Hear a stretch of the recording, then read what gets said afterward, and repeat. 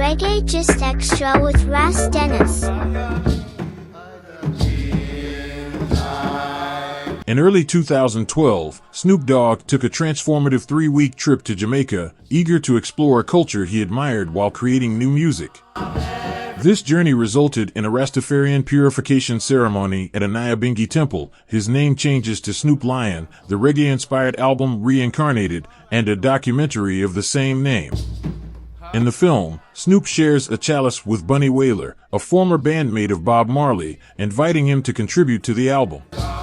While Wailer agrees, he warns that Snoop's embrace of Rastafari shouldn't be commercialized, a concern that contrasts sharply with the film's prominent product placements for Adidas, which sponsors Snoop. Later, Wailer publicly criticized Snoop in a TMZ interview, calling his actions an outright fraudulent use of the Rastafarian community's personalities and symbolism. He accused Snoop of failing to honor commitments. In response, Snoop remarked, "He's speaking, and the album isn't out. That gave me fair warning to get this man off my stuff." Ultimately, Bunny Wailer's intended contribution to Snoop's album was scrapped. In a Rolling Stone interview, Snoop lamented the negative energy he received from Bunny, asserting that he was not a principal figure in the Wailers, adding, "You were just one of them, Bob, Peter Tosh, and then you." This is the untold story of Bunny Wailer and Snoop Dogg as told by Ras Dennis. Dennis. Bunny Wailer arrived at the Jamaica Observer's Kingston office wearing camouflage-patterned army fatigues and black combat boots, determined to address the contentious feud with American rapper-turned-reggae artist Snoop Lion.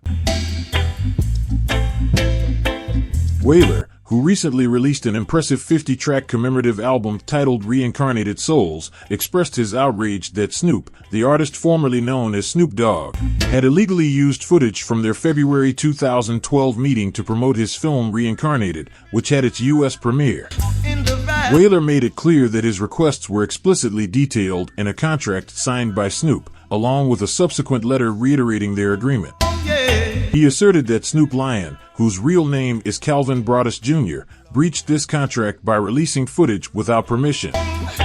Wailer firmly stated that the meeting should not have been filmed and that any content created there was the private property of both artists. The dispute has escalated into a heated exchange, with Snoop pointed out that Bob Marley's family, including his widow Rita and sons Rohan, Stephen and Damien, have endorsed his conversion to Rastafari. If Bob's kids and his wife welcome their arms and say, "You one of the Marleys," then who is Bunny Wailer to say anything, he demanded. In defense of his position, Wailer told The Observer, "I refuse to engage in any petty arguments. All I did was call him a lion because Jamaicans don't like calling anybody a dog." Although he had this name and was internationally known as a dog, he could not relate to him as Dogg. Wailer said, "I didn't know he was in motion of getting involved in reggae music and in the Rastafarian faith. So when I called him a lion, it added to his aim and objective of being a Rastafarian."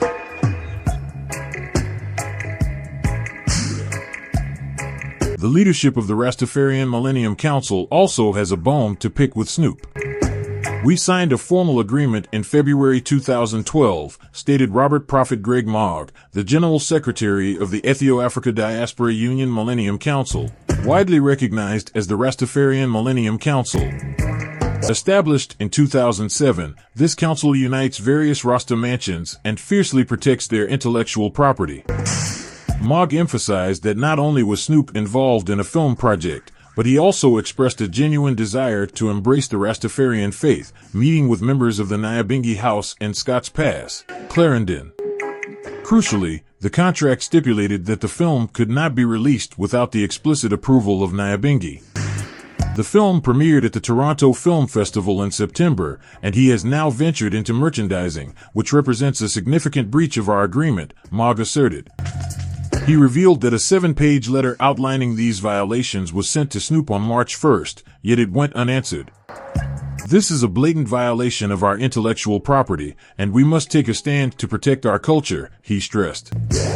While Mogg acknowledged that Snoop had gifted a small minibus to Nyabinghi House, he firmly noted that this gesture was not part of their contractual obligations. When Snoop was asked if he was referring to Bunny's public statements as the negative energy he mentioned, Snoop clarified that Bunny was speaking during a time when the album wasn't out yet. This served as a clear signal for him to distance himself from Bunny. I cannot explain what caused this change in attitude. The people I visited at the Nyabingi temple are not speaking negatively about me, they are real Rastas. I filmed them and showcased their entire way of life, something that hadn't been done before. If anyone had a reason to complain, it would be them, claiming I exploited them. But they haven't said that to me, despite having the most reason to be upset. So how is it that I exploited Bunny? Snoop asked. I gave him a chance to be part of my movie. My film will be successful with or without him because I'm Snoop Dogg. Snoop Dogg further remarked that many artists from the past have made mistakes, and they believe younger artists owe them something because we have been compensated and treated well. It's not my fault if you haven't been fairly paid, I just met you. I've done nothing but put you in a place where the world knows who you are. They heard who you are, now they know who you are. I've given you a platform to speak and make money. My conversation with Bunny was about how he felt he was done, not about how I was going to mistreat him. I can't change what others have done to him in the past, but I was going to include him in the movie. He agreed to it, and feature him on the album. However, once I started to feel too much negative energy, I decided I didn't want him on the record anymore. After his Reincarnated and 3 other albums, Snoop Lion released the album Bible of Love in early 2018 and performed at the 33rd Annual Stellar Gospel Music Awards. During an interview with TV1, he highlighted his gospel influences, stating he has always referred to his Savior, Jesus Christ, and identified as a born-again Christian. This reflects his journey from Christianity to Rastafarian and back again. Meanwhile, Bunny Wailer remained steadfast in defending the Rastafarian faith he adopted over 40 years ago. Neville O'Reilly Livingston, widely celebrated as Bunny Wailer and affectionately known as Ja B, was a legendary figure in the world of reggae music. As an original member of the iconic group The Wailers, alongside legendary artists Bob Marley and Peter Tosh, Wailer played a pivotal role in shaping the genre.